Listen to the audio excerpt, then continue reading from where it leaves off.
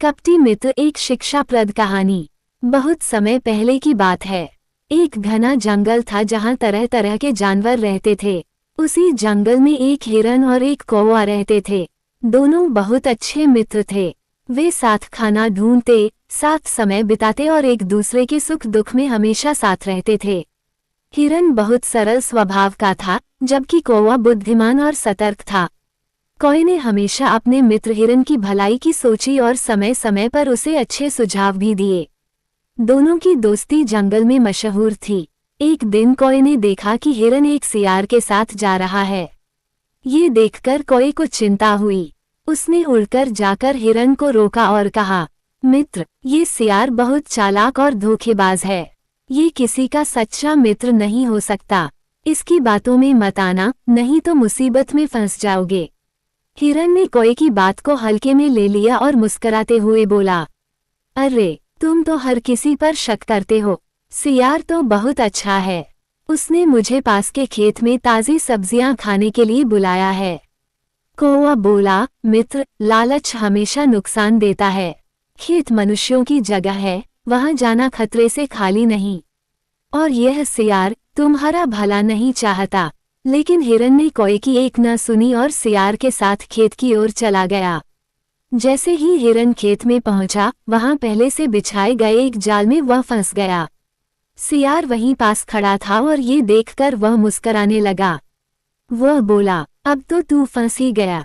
मैं तो अब किसान को बुलाने जा रहा हूँ। वह आएगा और तुझे मार डालेगा। फिर मैं तेरा स्वादिष्ट मांस खाऊंगा। ये सुनकर हिरन घबरा गया और जोर जोर से चिल्लाने लगा। तभी कौवा वहां आ पहुंचा। उसने सारी बात समझते देर नहीं लगाई। वह तुरंत हिरन के पास गया और बोला, मित्र, अभी भी समय है। तुम मेरी बात मानो और ऐसे लेट जाओ जैसे मर गए हो।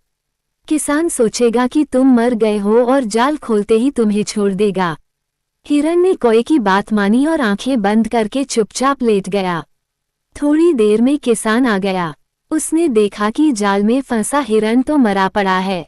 वह बहुत खुश हुआ और बोला, वाह, आज तो मेरा दिन बन गया। अब मैं इसका मांस ले जाऊंगा।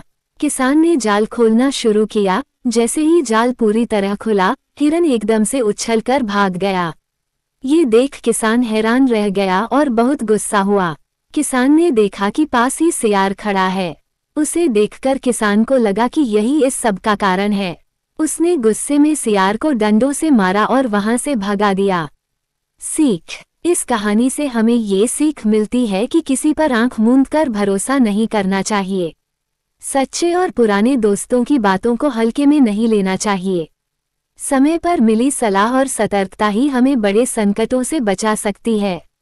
साथ ही ये भी सीख मिलती है कि चतुराई और समझदारी से बड़ी मुसीबत को टाला जा सकता है।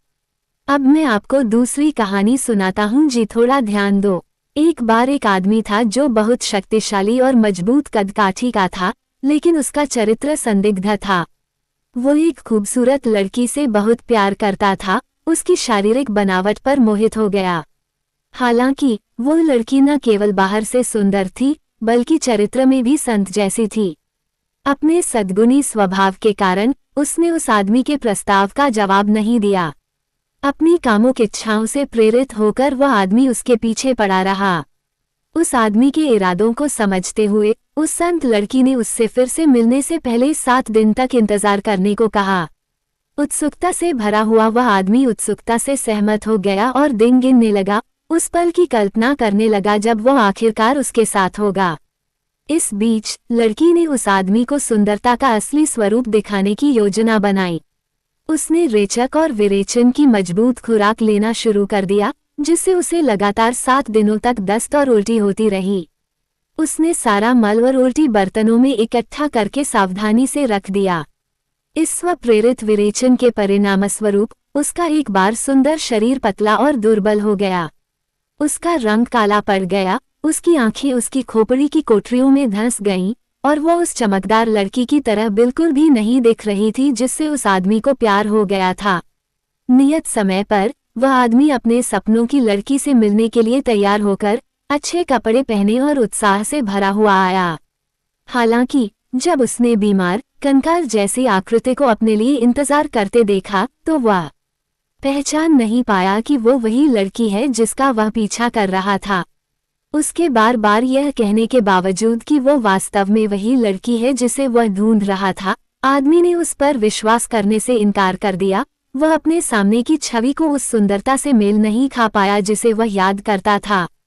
फिर लड़की ने बताया कि उसने अपनी खूबसूरती के तत्वों को अलग करके बर्तनों में जमा कर दिया है।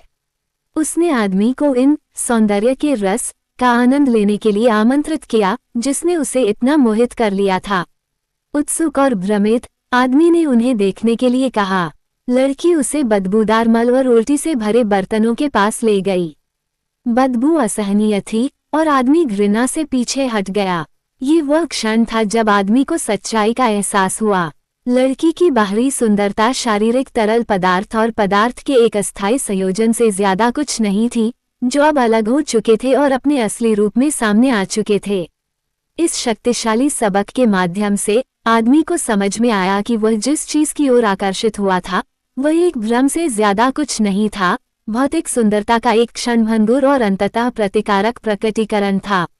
लड़की ने अपनी संत जैसी बुद्धि के माध्यम से उस व्यक्ति को शरीर की सती सुंदरता और आत्मा की वास्तविक स्थायी सुंदरता के बीच अंतर करने में मदद की थी। उसने उसे सिखाया कि सच्ची सुंदरता भीतर की आध्यात्मिक चिंगारी में निहित है, जो शाश्वत और अपरिवर्तनीय है, भौतिक शरीर के अस्थायी और भ्रामक दिखावे के विपरीत। ये कहानी हमें याद दिलाती है कि भौतिक दुनिया में हम जिस सुंदरता की तलाश में रहते हैं वह भ्रामक और क्षणभंगुर है। सुंदरता का असली सार आत्मा में पाया जाता है, जो दिव्यता की एक चिंगारी है।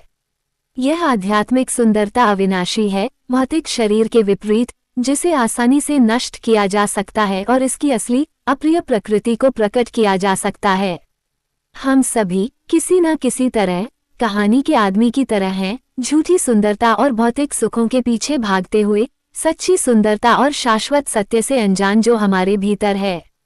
कहानी हमें सतह से परे देखने और आध्यात्मिक सार की तलाश करने के लिए प्रोत्साहित करती है, जो सत्य और सौंदर्य दोनों है, और यह पहचानने के लिए कि वास्तविक साहित्य, कला और जीवन वे हैं जो इस परम सत्य को दर्शाते हैं और महिमा देते हैं।